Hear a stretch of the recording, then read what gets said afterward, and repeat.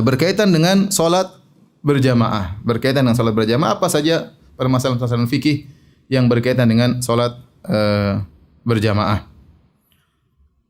Taib yang pertama, ya, pendapat yang terpilih ya dan hampir kita dapati fatwa-fatwa ulama ya, baik ulama dahulu maupun ulama sekarang ya, yang berkompeten mereka mengatakan jika ya sudah terjadi wabah ya di suatu tempat ya, maka tidak mengapa seorang meninggalkan ya salat berjamaah karena khawatir terkena penyakit wabah tersebut ya. Tidak mengapa dia meninggalkan salat berjamaah, tidak mengapa dia tinggalkan salat Jumat ya, agar tidak semakin tersebar virus tersebut. Dia ikhtiar, dia tidak keluar dari kotanya, dia bersabar, tapi dia juga tidak mengantarkan dirinya pada hal-hal yang bisa membuat dia binasa ya. Tidak sengaja kemudian tawakal, saya pergi ke tempat pertemuan, tawakal ya, kalau Allah berkehendak saya kena penyakit, kalau enggak ya, memang semua atas kehendak Allah. Tapi Nabi kan berkata, firra minal majzum firaraka minal asad. Kaburlah engkau dari sumber penyakit ya, sebagaimana kau lari dari apa? Singa. Maka segala hal yang bisa mengantarkan kita kepada penyakit maka kita jauhi. Dan sekarang para ahli kesehatan sudah mengatakan di antara tempat-tempat yang mudah terjadi penularan tempat-tempat keramaian. Tempat-tempat keramaian ya, apalagi kita berdesak-desakan maka virus dengan mudah untuk berpindah. Dan ini bukan suatu hal yang diduga-duga ya, belum tentu. Enggak, kita sudah lihat kejadian mudarat yang benar-benar terjadi. Tatkala tidak diindahkan hal ini maka terjadilah apa yang terjadi ya. Ya, terjadi dengan mudah cepat seperti di Wuhan ya, karena ada acara pertemuan ya, hari raya atau apaan, sehingga mudah sekali tersebar di antara mereka ya. Kemudian misalnya di Iran ya. Ya, mereka sok-sok tawakal ya, kita lihat di video di YouTube mereka, kita tawakal enggak apa-apa ke sini ya. Kita tidak akan, tetap saja kita akan ziarah ke kuburan wali-wali mereka, dan mereka mengungkapkan hal itu di dalam YouTube. Jadi seakan-akan sudah kita tawakal, kita mau beribadah dengan gaya mereka tentunya. Akhirnya terjadi apa yang terjadi? Ya, tahu-tahu ratusan meninggal, ya, ribuan orang terkena ya. Jadi maksud saya, kekhawatiran tersebut bukan kekhawatiran yang mengada-ngada, bukan. Kekhawatiran yang benar-benar terjadi. Kalau kita lalai dan kita cuek aja, kita bilang enggak ada masalah, semuanya keluar, apa yang terjadi? Maka penularan semakin cepat, dan kalau sudah penularan semakin cepat, kita semakin sulit untuk menghadapi. Maksud saya, sebagian orang mengatakan itu kan hanya kekhawatiran. Iya, itu kalau mungkin di kampung kamu. Tapi kalau di Jakarta yang sudah dilihat oleh pemerintah, gubernur juga sudah bicara, mereka bicara omong kosong. Ya. Mereka bicara asal ngomong saja. Mereka sudah melihat hal ini harus dikerjakan supaya mudah menangani penularan virus yang begitu cepatnya luar biasa. Yang begitu cepatnya luar biasa. Sampai sebagian pejabat sudah kena. Ya, maka jangan bilang ini hanya ketakutan. Ini kenyataan, bukan ketakutan ya. Bukan ketakutan. Maka kita disuruh untuk menghindar dari kemudaratan. Kata Nabi SAW, la dharar wa la dirar. Jangan seorang menjerumuskan dia dalam kemudaratan, dan jangan beri kemudaratan kepada orang lain ya. Jangan beri kemudaratan kepada orang lain. Oleh karenanya pendapat yang benar ya, bahwasanya ya, berdasarkan dalil-dalil, seorang kalau khawatir terkena penyakit ya, atau khawatir menularkan penyakit ya, maka dia boleh tidak sholat Jumat dan tidak sholat berjamaah. Kita saja nggak tahu kita sedang berpenyakit atau tidak, karena masa inkubasi berapa? Dua minggu. Katanya sekarang virusnya semakin jago, bisa jadi masa inkubasinya bisa lebih panjang. Bisa jadi kita berpenyakit, kita sentuh orang, akhirnya kita beri mudarat kepada orang lain. Ya, kita tidak apa-apa, tapi dia apa-apa. Ternyata dia tua, kita sehat, virus tidak bisa melawan kita, tapi orang tua ini akhirnya meninggal dunia. Makanya perlu kerjasama rame-rame antara penduduk Jakarta, harus mengerti akan hal ini, memikirkan dirinya dan memikirkan keluarganya dan memikirkan orang lain. Memikirkan orang lain. Karena kalau sudah penularan sudah begitu luas, maka rumah sakit tidak mampu untuk menangani. Sehingga akhirnya banyak akan meninggal dunia berdasarkan pengalaman yang ada, yang sudah terjadi di negara-negara tetangga ya. Kemarin kasus seperti di Malaysia. Anak dapat berita bahwasanya banyak kejadian karena misalnya pertemuan di masjid. Bahkan ada berita datang kemudian sekelompok jamaah tertentu ya bikin pertemuan ya di satu masjid, 56 orang akhirnya ketahuan kena apa? Kena corona dalam sekali pertemuan ya. Jadi bukan perkara yang dianggap sepele atau hanya sekedar menduga-duga, kekhawatiran yang berlebihan. Bukan kekhawatiran berlebihan, ini kenyataan. Ini kenyataan. Taib, adapun dalil menunjukkan bolehnya kita meninggalkan salat berjamaah atau salat Jumat kalau memang kondisinya sudah parah. Ya, dan saya rasa Jakarta sudah berlaku karena Pak Anies sudah berbicara, Pak Jokowi juga sudah berbicara ya untuk menganjurkan ibadah di rumah. Berarti kondisi sudah mereka sudah lihat suatu perlu untuk dilakukan. Di antaranya ya kita dapati bahwasanya kewajiban berjamaah bisa gugur kalau ada hal-hal yang menghalangi. Contoh hujan. Kalau hujan kita boleh tidak pergi ke masjidnya. Contohnya angin kencang. Para ulama dalam buku fikih mereka. Contohnya seorang sakit, ya, seorang sakit. Dia tidak pergi ke masjid, ya. Bahkan wahal, becek, misalnya becek kemudian sulit ke masjid, maka tidak usah ke masjid. Kalau hujan saja boleh orang tidak ke masjid. Yang kalau kita kena hujan kita mati atau tidak? Tidak mati. Kita tidak mati. Kalau kita kelewat becek, baju kita kotor-kotor, kita mati? Enggak mati. Ya, itu saja bisa membuat orang untuk tidak sholat berjamaah. Apalagi penyakit yang ada, yang mungkin enggak kelihatan ya, tapi ada, yang bisa saja terkena siapapun ya dalam keramaian-keramaian tertentu ya. Maka kekhawatiran tersebut tidak mengapa membuat seorang boleh untuk tidak sholat berjamaah. Di sini ada dua kaidah yang ingin saya sebutkan. Pertama, uzur yang membolehkan untuk tidak sholat berjamaah, itulah uzur yang membolehkan untuk tidak sholat Jumat. Uzurnya sama. Uzurnya sama. Jadi uzur yang membolehkan tidak sholat berjamaah, itulah uzur yang membolehkan untuk tidak sholat Jumat. Ya.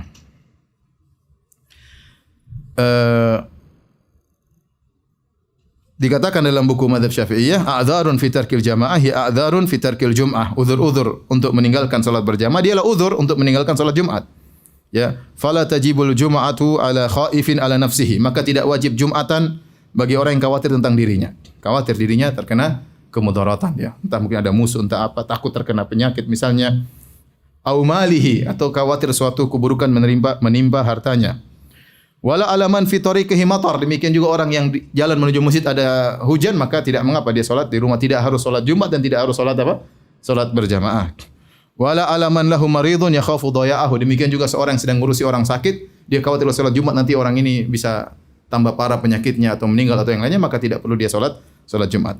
Ini yang pertama. Jadi uzur yang boleh membuat kita meninggalkan salat berjamaah, itulah uzur yang bolehkan kita untuk meninggalkan salat Jumat. Dua hal yang satu pembahasan. Kemudian kaidah yang kedua, uzur-uzur tersebut dikiaskan oleh para ulama. Datang dalam sebagian hadis misalnya karena hujan ya. Tetapi para ulama mengumumkan, kenapa kita tidak ke masjid karena hujan? Karena masyaqqah syadidah, karena ada sesuatu yang memberatkan. Kita keluar basah kuyup misalnya, ya sudah enggak usah salat berjamaah. Ya, ternyata ini sebab ini untuk meninggalkan salat berjamaah bukan hanya pada masalah hujan, tapi diumumkan oleh para ulama, dikiaskan dengan sebab-sebab yang lain ya. Ini karenanya Nawawi berkata, "Inna babal a'dzar fi tarkil jum'ah wal jama'ati laisa makhsusan." Bahwasanya uzur-uzur untuk meninggalkan salat Jumat dan untuk meninggalkan salat berjamaah bukan uzur yang khusus. Bal kullu ma lahiqa bihi masyaqqatan syadidatan fahuwa uzrun. Bahkan semua perkara yang bisa menimbulkan kesulitan ya, maka itu adalah uzur untuk meninggalkan salat berjamaah, untuk meninggalkan salat Jumat. Kemudian beliau berkata wal wahalu min hadza, di antaranya becek ya. Itu di antara uzur yang bolehkan seorang untuk meninggalkan salat berjamaah dan salat Jumat. Maka ya, kalau hujan saja bisa jadi uzur ya. Kalau becek saja, kalau kita lihat misalnya sendal kita penuh dengan becek, kotor, itu saja bisa menjadikan uzur, apalagi penyakit yang bukan penyakit biasa. Ini penyakit yang bisa menimbulkan apa? Kematian. Bukan hanya penyakit yang menimpa kita. Kalau sudah menimpa kita, menimpa keluarga kita. Bukan hanya menimpa keluarga kita. Kalau kita tidak sadar, ternyata kita bawa virus, menimpa bisa orang sekitar kita, orang kampung yang mungkin ya kita akhirnya karena kita tidak perhatian, akhirnya kita menularkan penyakit kita kepada dia. Kasihan ya. Oleh karenanya ini tidak mengapa. Dengan sebab kekhawatiran terkena virus corona, maka boleh seorang meninggalkan salat berjamaah dan salat Jumat. Al-Mardawi, salah seorang ulama dari mazhab Hambali, dalam kitabnya Al-Insaf, beliau berkata, ini nas dari para ulama. Ulama berkata, wa yu'dzaru fi tarkil jum'ah wal jama'ati al-marid. Orang yang sakit diberi uzur untuk boleh meninggalkan salat Jumat dan salat jamaah bila niza' tanpa ada khilaf di kalangan para ulama. Wa yu'dharu aidan fi tarkihima li khaufi hudutsil marad, dan juga dibolehkan seorang meninggalkan salat berjamaah dan salat Jumat karena takut munculnya penyakit. Karena takut munculnya apa? Penyakit. Dan ini persis seperti yang kita hadapi. Persis seperti kita hadapi. Seandainya penyakit tersebut penyakit yang ringan ya, misalnya mungkin flu, ya kita enggak ada masalah ya. Bahkan tatkala terjadi penyakit wabah, misalnya DBD, demam berdarah, kita enggak begitu takut karena ya masih jelas sumbernya di mana, ciri-ciri orangnya bagaimana. Tapi corona lain ya. Orang bisa terkena penyakit dia tidak kelihatan ciri-cirinya, masih beberapa hari dia baru kena, tapi dia sudah bisa menyebarkan virus. Ya. Nah, kalau orang kena DBD ya mungkin bisa ada penyakit menular tertentu kelihatan dia mulai batuk-batuk. Ya, ternyata orang yang terkena virus corona tidak langsung dia seperti itu. Dia bisa sehat seminggu pertama.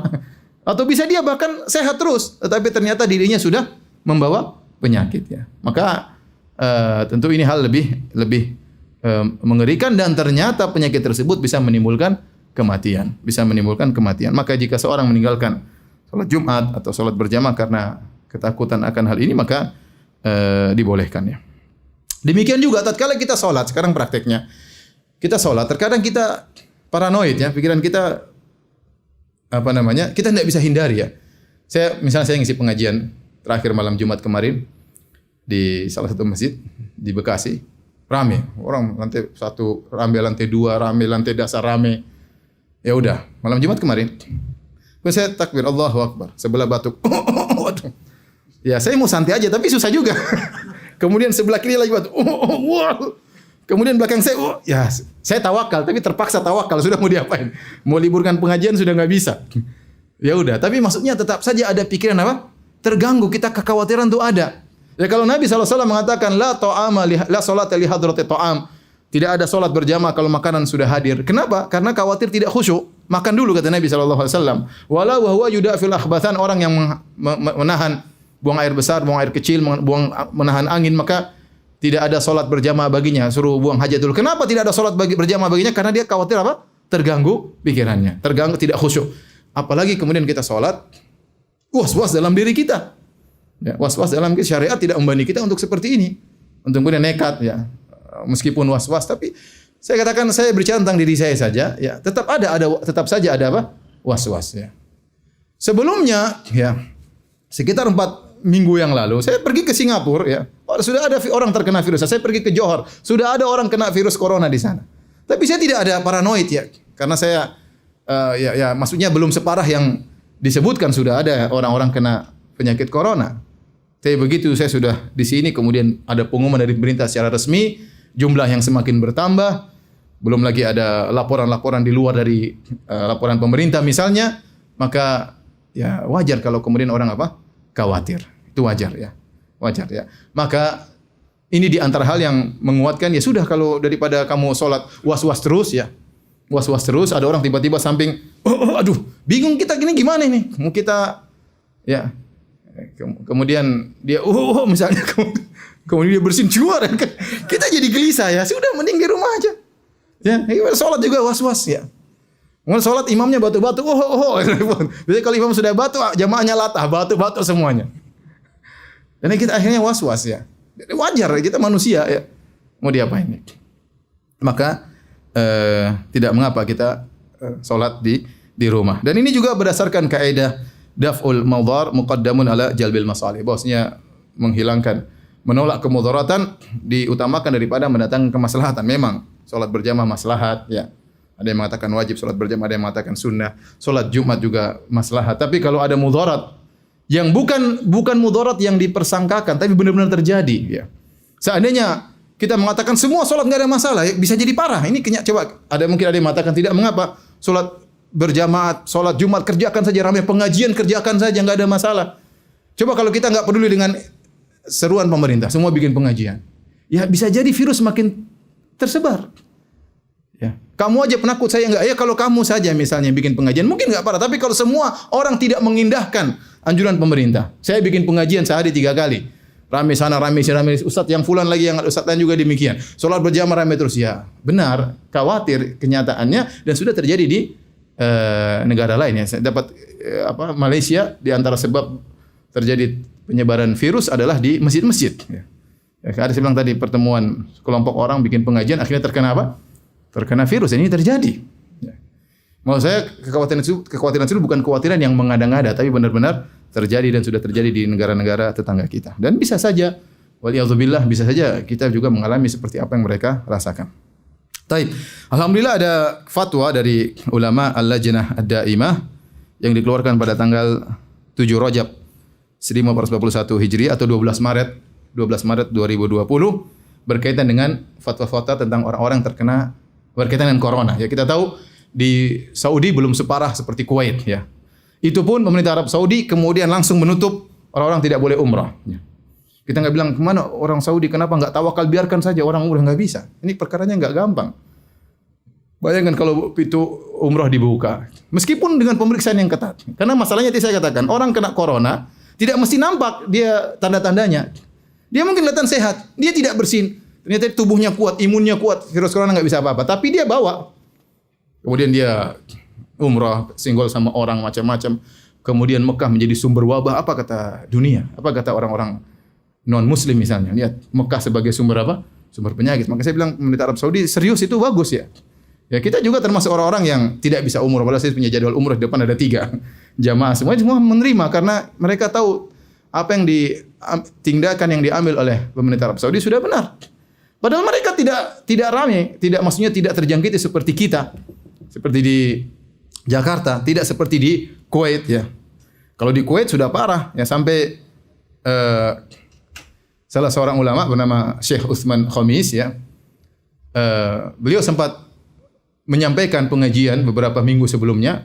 Beliau mengatakan sudah bertawakal, tidak apa-apa kita ke masjid, nggak ada masalah, jangan khawatir, yang penting kita berdoa.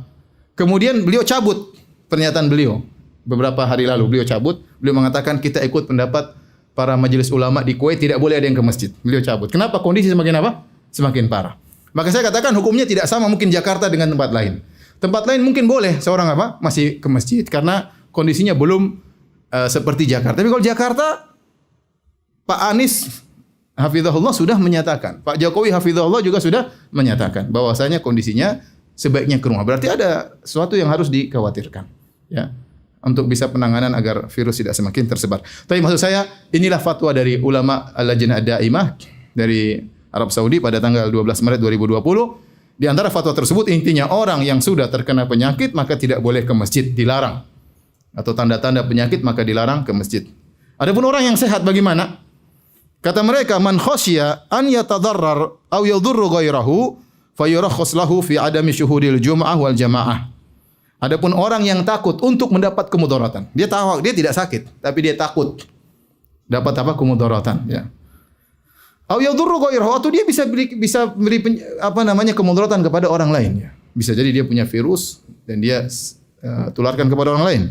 Fayurakhas lahu fi adami syuhudil jum'ah, maka diberi keringanan baginya untuk tidak hadir salat Jumat wal jamaah dan juga tidak hadir untuk salat berjamaah. Liqaulihi sallallahu alaihi wasallam, karena sabda Nabi sallallahu alaihi wasallam, la dharar wa la dhirar, tidak boleh ada kemudaratan, baik memberi mudarat kepada diri sendiri atau beri mudarat kepada orang lain. Wa fi kulli ma dzukir idza lam yashhadil jum'ah fa innahu yusalliha zuhran 4 rakaat. Dan kalau seorang tidak hadir salat Jumat, maka dia ganti salat di rumahnya, salat zuhur 4 rakaat, ya. Kalau tidak salat Jumat maka ganti salat zuhur 4 rakaat. Ini fatwa terbaru dari Lajnah Daimah. Sementara kondisi Arab Saudi belum seperti kita. Tapi kalau yang ulama di Kuwait sudah. Karena virus sudah tersebar, ya. Sebagian orang Kuwait datang dari Qum, dari Iran. Kemudian akhirnya virus tersebar dari jalan tersebut. Taib. Di antara masalah fikih yang berkaitan masalah salat berjamaah, ya. Apakah boleh seorang muadzin tatkala kondisi wabah sudah semakin parah, kemudian ada penegasan dari pemerintah untuk mengucapkan ala sallu fi rihalikum atau sallu fi buyutikum, salatlah di rumah kalian, ya. Maka boleh tentunya, ya. Boleh tentunya, ya, sebagaimana kalau datang hujan atau angin kencang, maka seorang muadzin boleh menambahkan dalam azannya sallu fi buyutikum, salatlah kalian di rumah-rumah kalian.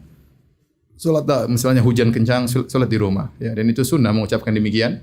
Demikian angin kencang atau sesuatu yang berbahaya, sallu fi buyutikum, salatlah di rumah-rumah kalian ya. Maka demikian juga kalau sudah wabah dikhawatirkan ya dengan berkumpul di masjid bisa menimbulkan perkumpulan apapun ya, mau di masjid mau dimanapun ya, bisa menimbulkan penularan maka tidak mengapa seorang muadzin mengucapkan sallu fi buyutikum. Saya ingatkan lagi bahwa ini hukum berbeda satu kota dengan kota yang lainnya. Mungkin misalnya kota di mana di Lombok ya tentu tidak sama Jakarta. Mereka belum apa-apa. Silakan jalankan kegiatan seperti biasanya ya. Ya, karena yang bisa menentukan itu parah atau tidak pemerintah. Ya mereka yang punya peralatan dan punya sistem untuk mengetahui ini sudah pada tingkatan berbahaya atau tidak, perlu melarang masyarakat untuk berkumpul atau tidak. Kita tinggal taat kepada apa? Pemerintah. Kalau pemerintah mengatakan sudah hindari perkumpulan, ibadah di rumah masing-masing ya kita kerjakan saja. Apalagi MUI ternyata juga sudah mengeluarkan apa? Fatwa.